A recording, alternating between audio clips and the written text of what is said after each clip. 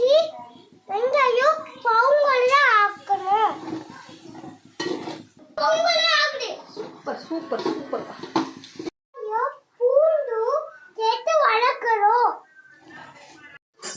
பூண்டு கருப்பாக்கக்கூடிய வளர்க்கணும்.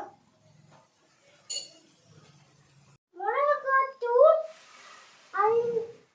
போடணும்.